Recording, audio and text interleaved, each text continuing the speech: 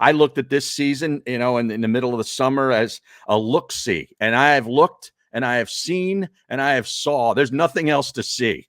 They stink. The coach stinks. He has no plan. The defensive coordinator who came in here with all this hype that he wasn't going to be here too long. He's a fast tracker to a head coach. He couldn't head coach a high school team in Berks County right now. Okay. They stink out loud. They got beat by a backup tight end that nobody knew who existed yesterday.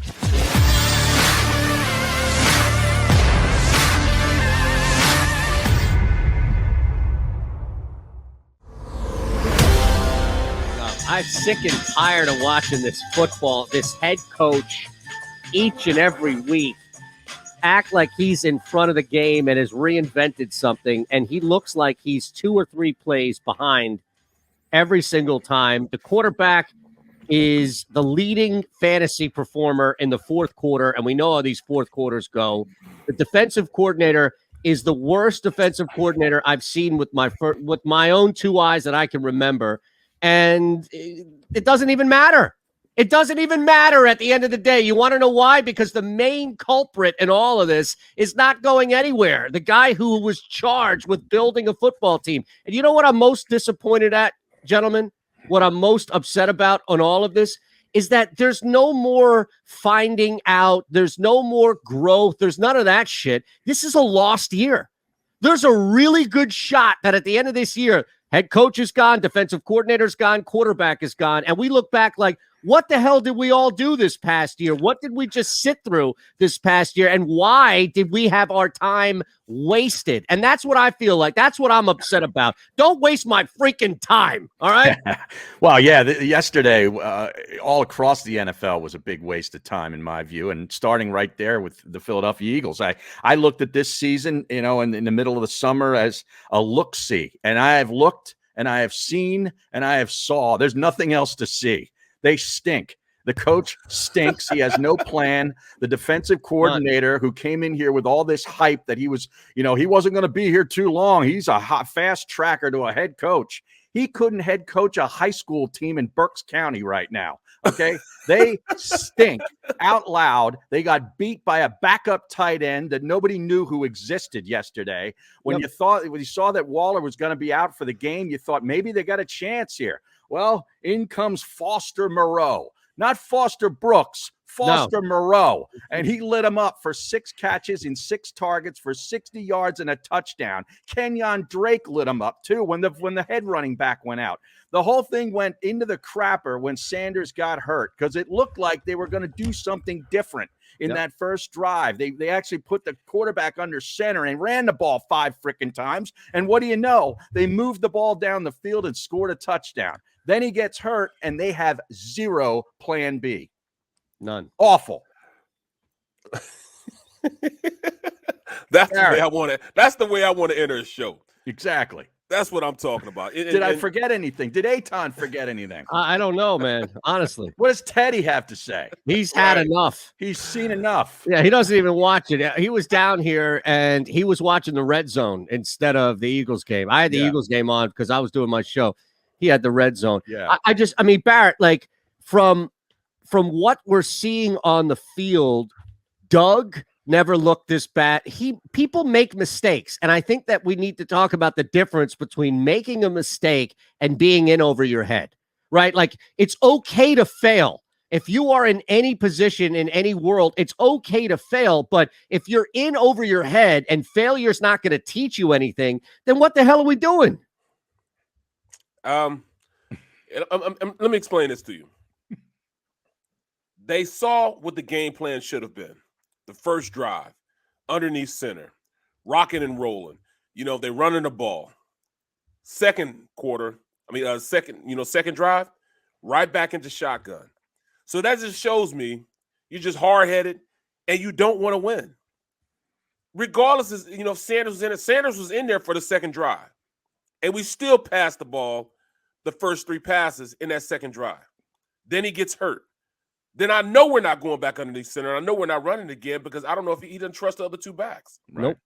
So it's actually the reverse of what you should be thinking. if you don't, if your star player gets hurt, your offensive line can't block the ends, then what do? You run the ball to take the pressure off the guys that you're asking to go out there and block one of the best athletes on the field. Both tackles had a bad day yesterday. Yes, sir. Yep. And Both of them Gakwe did. was in the backfield on every play, it seemed Every like. play. This is the first time I saw Jordan Mailata Crazy. come back to reality and become human again. So you still keep passing, knowing those two defensive ends are kicking our tackles' asses, and you're still going to pass the ball. Yeah. It doesn't make sense. Yep. So I'm just trying to put it in logical terms. I'm not going off emotion. I'm just Right. trying to put it in logical terms. Well, how about If our you're- defensive front, which is supposed to be the strength of this unit, going up against one of the worst offensive lines in the NFL with three of the position players on that line, according to PFF, are like the worst at their position, and yet they got nothing. All right, let's Nothing. go in. Go in and look at that logically. You look at the first drive they had. It was an 11-play drive, but they started out being a lot more aggressive. The linebackers were filling where they're supposed to fill. That's the first time I see them play downhill. In fact, Seth jumped out of his chair. What? Hold on. Was that our linebackers that ran downhill and made some tackles? Was that our guys? And then they get an interception. They're being aggressive. What do we do the second drive? We let them do it again. We bend and bend, and then we break. We're not aggressive enough. Not from an offensive standpoint, defensive standpoint. They need to go see the wizard. You know what I'm saying? I mean, you get soft play calling, which makes your players soft, what makes the whole game look like it's powder puff football. That's what's going on. They're just not aggressive individuals. So it's coming out in the players.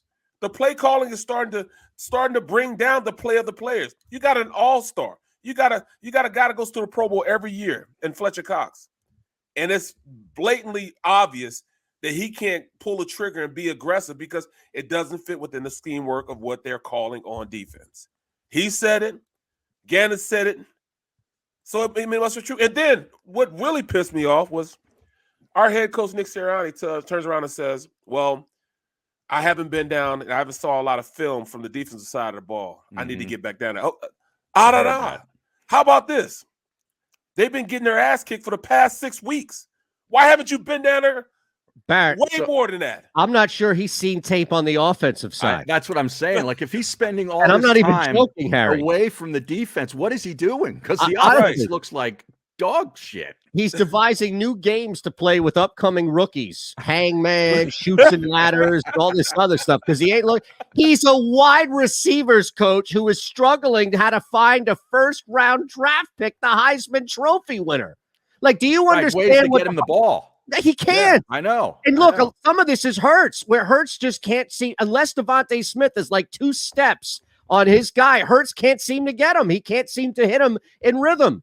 And I hate to use another comparison, but my God, Jamar Chase looks like the second coming and then some. Mm-hmm. You're telling me that if you don't put Devontae Smith in Cincinnati, or if you don't put Devontae Smith in Arizona, Tampa, that Devontae's not going to get open and do crazy stuff? And I guess it goes back to Barrett's point about lack of aggression, but at what point? That's exactly what Fletch said.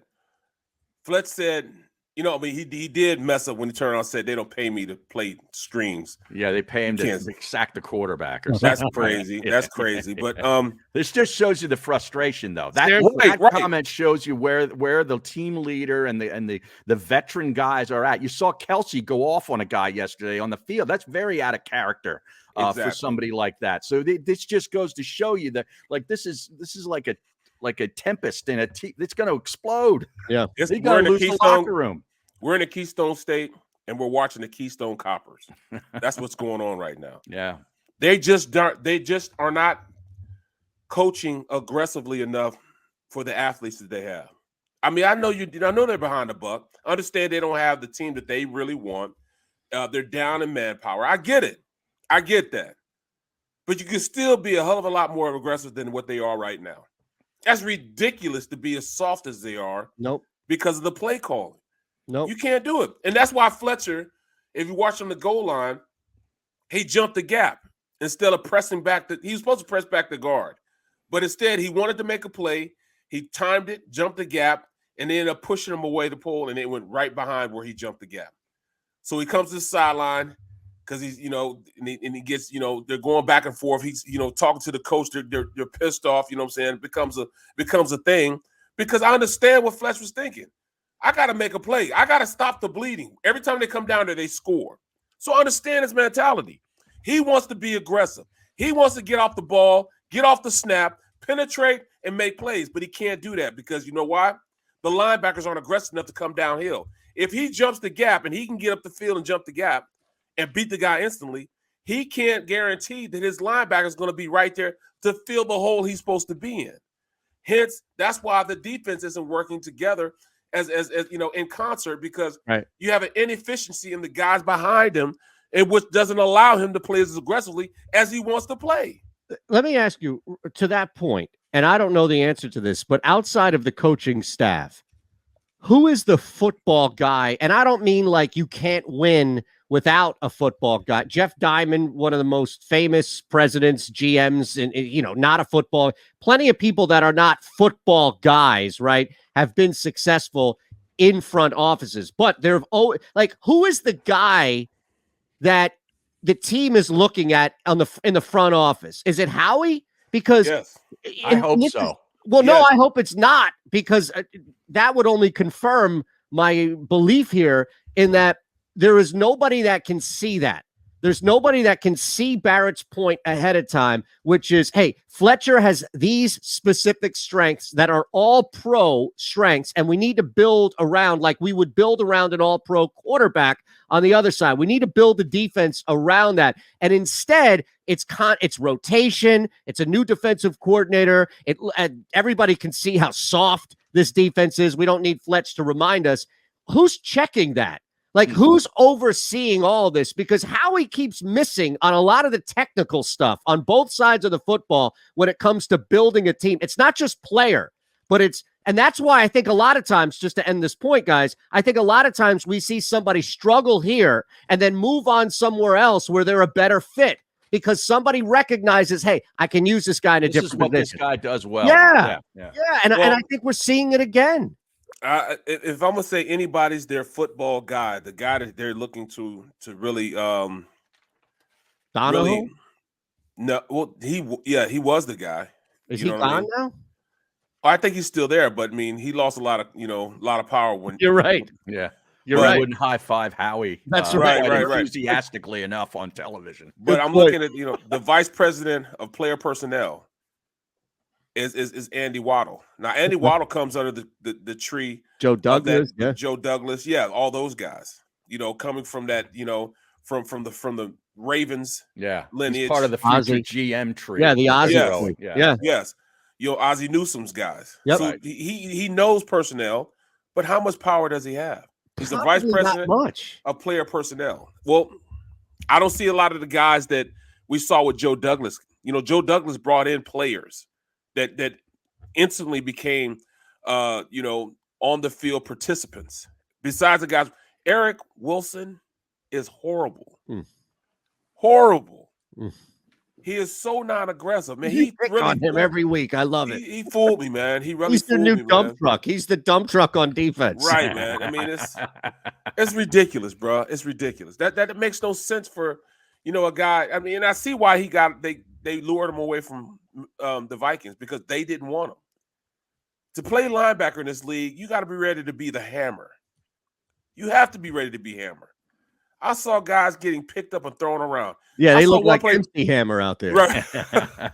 I don't know. I mean, in the fourth, it was the third or fourth quarter. It might have been the fourth quarter. I watched Davion Taylor go head to head with their fullback. I don't even know the fullback's name, but I've never seen a man get hit, drove back 5-10 yards, put on his ass. Well, that's because they like all these didn't small try. guys. The fullback wasn't even trying. In fact, he was falling half the time. He was still kicking his tail, man. I mean, it's absolutely ridiculous. I watched the film again this morning, and I was even more frustrated than I was last night. Because that's what I wanted to know. Why? I wanted to know why. Wow. I thought, well, maybe I didn't see what I saw. And I absolutely saw my offensive line getting their ass kicked on the edges, and we're still out there trying to pass the ball. bro, Hurts was running for his life. Yeah. Right. Running for his life. So you're trying to make an accurate assessment of what he is when you really can't, because he was running for his life. Yeah. There was no time during that game where he could sit back and throw the ball like Carr was.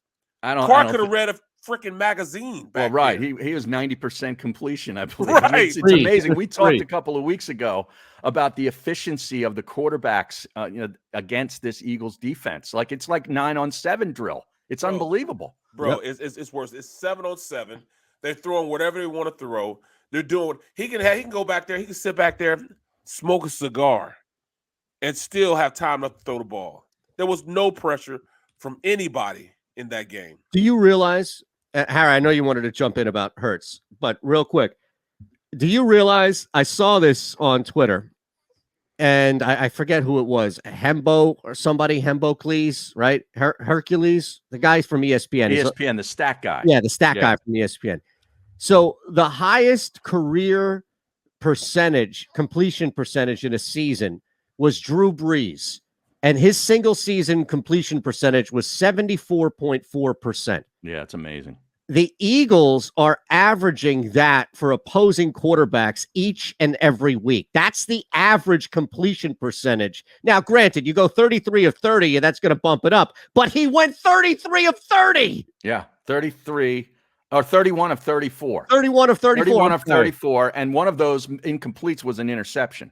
Right. Okay. This was without the second best, bar none, tight end in the NFL, and would be like historic if it weren't for Travis Kelce. Yeah. Bro, I just get frustrated. What the hell, man? They go down to 2 backup. Now, look, Kenyon Drake is a little bit better of a backup than Kenny Gainwell is. I recognize that. But Sirianni just pounds Kenny Gainwell between the tackles like he's, Le'Veon Bell or something. He's 50. What's his name? No. He wasn't trying to pound anybody. I mean, you could put Dump Truck back there, and he would run the pill, man. That's what I'm saying. Kenny Gainwell was asked on that fumble to go between the tackles. He was running plays for Gainwell that weren't really designed for Gainwell. But he can do that, though. He can do that. He has the. He's not that much. He's not that much smaller than what Miles Sanders is. Sanders isn't that big either, though. But you still have to run the rock. It doesn't matter who's back there. Just run it. Yeah, but that's fine. My point is, I don't have a problem with them running the ball, but to run behind, to run behind the A gap with a guy that is just coming in, right? It seems like you would want to just get him more to the outside, more in space. You're right. Miles Sanders is not that much bigger by all means. I'm just saying, as far as a guy who wasn't really seasoned like that, right, I have no doubt with you that he can make that play. It's just the first damn play. Didn't we see that with the Niners with Ray Sermon a couple of weeks back? Where it was like, yo, your first play, you're going to put him in that mix? But, at the end of the day, man, you get called upon, you got to go. And at the end of the day, they didn't play. They did not play a game plan. I mean, they came out with the right game plan. I was so shocked, man. I was in awe. Their ability to come off the ball. I mean, especially that he was under center for a few. Right. You have 750 pounds just on your left side alone, in your left tackle and your left guard. Why are you not drive blocking those guys into the cheap seats? Mm-hmm. That's all you have to do is drive block them. Once they get going one way, inertia will take care of everything else. Right. Run behind them, but we don't. Instead, we want to pass the ball when 2 great defensive ends are already kicking our ass. It makes no sense to me.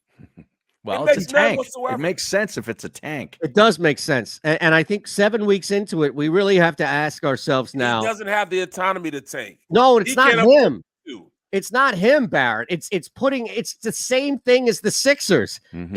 It's putting people out. The coach has a lot more control in the NFL, as you know, than in the NBA. That's why you need D-League, Z-League guys out there to ensure. But I honestly, here's the thing. I don't necessarily believe it yet. But my God, how can we not just bring it up? I don't even think it's conspiracy theory anymore. It's not. It's flat out incompetence on display every Sunday. But as a coach, putting your name behind that, I just couldn't do it. I could not put my name behind that product. And if it wasn't me doing it. You could if you knew your job was secure. his job is to me. His job is not secure. Secure. Well, you think it is? Unfortunately, you, me, and Eytan aren't the ownership of the team. Right.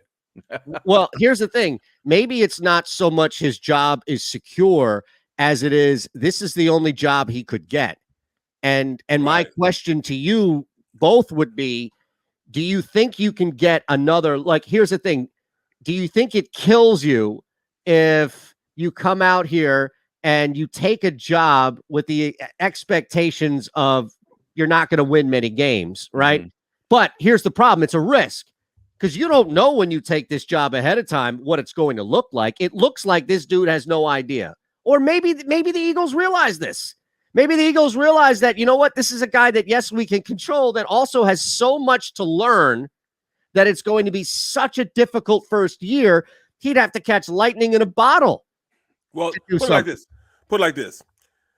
Me looking at this team, yes, they have a little bit of talent deficiency at the linebacker position, maybe a little bit at the safety position.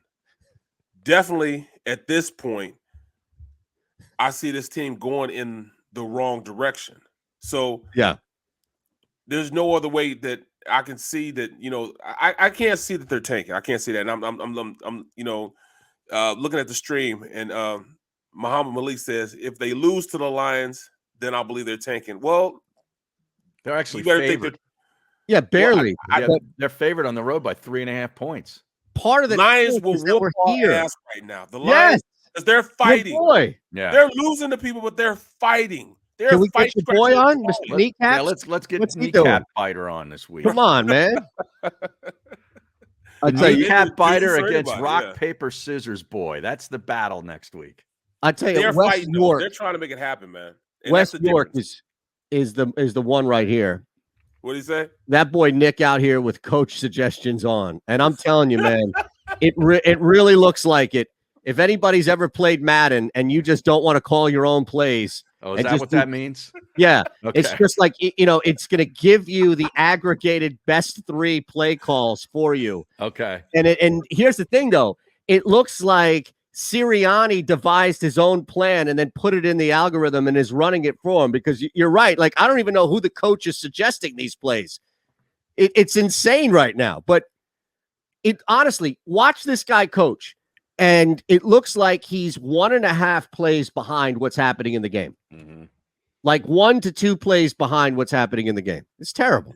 Being honest again, when I watch good offensive coordinators, they run plays to set up other plays. I don't see that in there. I don't see you building upon a play. You build from one play to another play to another play to have success. I don't see that. And how about the ultimate sign of a white flag going up by trying an onside kick to start the second half, knowing that basically if we don't get the ball back here, we're not going to stop them. No. You know what's bad? I didn't see Detroit the play. Tried that shit. Bad teams do that. I didn't see that. I didn't see that until this morning, because I actually went downstairs to get me a Coke. And as I'm running upstairs, I hear the whole office said, "Oh, damn." Yeah.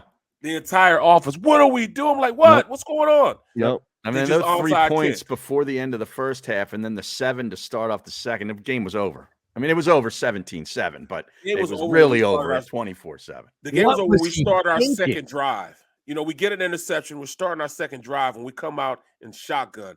After we totally kick butt going down the field underneath center, we then turn around and run shotgun, and we start passing the ball after that. I'm like, come on, man. It doesn't make sense. You know what I mean? We can't protect the edges. So if you can't protect the edges, what do? You run the rock until you can start play action so you can get the ball down the field. It doesn't make sense. There's no rhyme or reason why you stop doing what you were doing. He onside kicked to start the set. Like, you have to be Andy Reid to open a game up like that with that level of street cred. Who are you? You watch a couple of YouTube videos before this game and think you can outsmart the rest of the league? What? Again, there's such a level of incompetence. And the biggest thing is,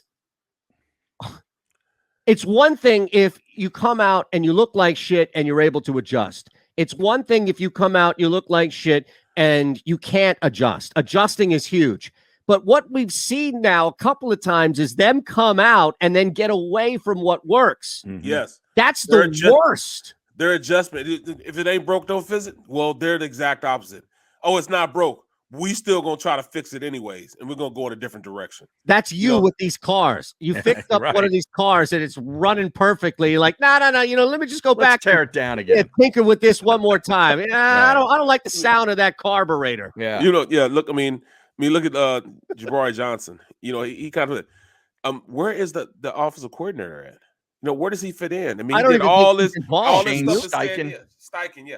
What is Steichen doing right now? I mean, he made a quarterback great last year. Well, I don't know. Herbert was balling. Herbert is balling. He's balling this year too. Let's not forget. But he was instrumental in that development as a quarterback. Hey, what's going on here? I don't think Steichen is involved at all. Is he? Nick Sirianni's the one calling the plays. Nick Sirianni's the one running the offense. What is Steichen there for moral support? He's Marshawn Lynch right now. I'm only here so I don't get fined. And I think all of this discussion and anger pointed at the offensive coordinators or the play callers or the coaching staff is all warranted. But it also kind of deflects from the idea that I don't think this quarterback is very good either. Oh, okay? No, let's not forget that he is. I don't think he is the guy. I really don't. Is he being coached as well as he should be? No, but I still don't think he's the guy. Yeah, I agree. It's the conversation now here's the thing, and we'll take a quick break and come back and talk about this at length. But here's the thing. We know right now that it would take a miracle for Jonathan Gannon and Nick Sirianni to figure this thing out. Like, we really understand that this is way over their heads right now. This is not Doug first year, Chip first year, Reed first year, Ray Rhodes first year. This is no Dick Vermeil. This is not. This is a problem with these two. Well, let me pose this to you. Well, I'm sorry. Go ahead. Let me pose this to you, then. Yeah. Shan.